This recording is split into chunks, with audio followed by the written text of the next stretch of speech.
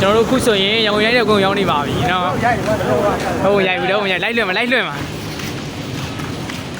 န်တော်တို့ရဲ့ဒါရန်ကုန်ရိုက်တဲ့ကွင်းလာကမ်းမပြည့်တဲ့ဖြစ်ပါတယ်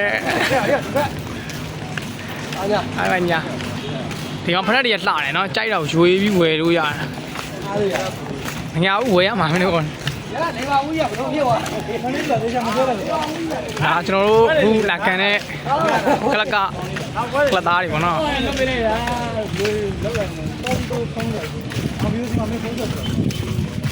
မဟုတ်ခက်လာတာခက်လာတာဘူးခက်လာတယ်ကျွန်တော်ဒီကောင်းမဲလို့လမ်းခွဲဒီမှာအ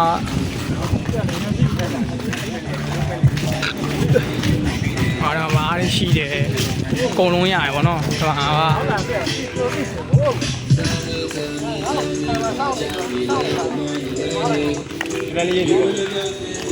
ကကျွန်တော်တို့ခုဆိုရင်ကျွန်တော်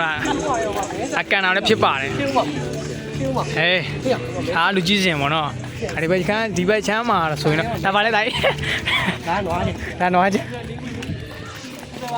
ခုဆယ်လေးရှိတယ်ပေါ့နော်ဒီမှာကအကုန်ရတယ်ဒါမှအစုံရှိတယ်ပေါ့နော်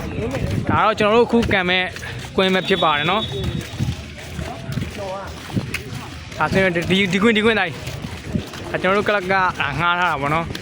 ရန်ကုန်ရိုက်တဲ့ကွင်းလည်းဖြစ်တယ်အကုန်လုံးပေါ့နော်ကွင်းမှာကန်မှာလည်းဖြစ်တယ်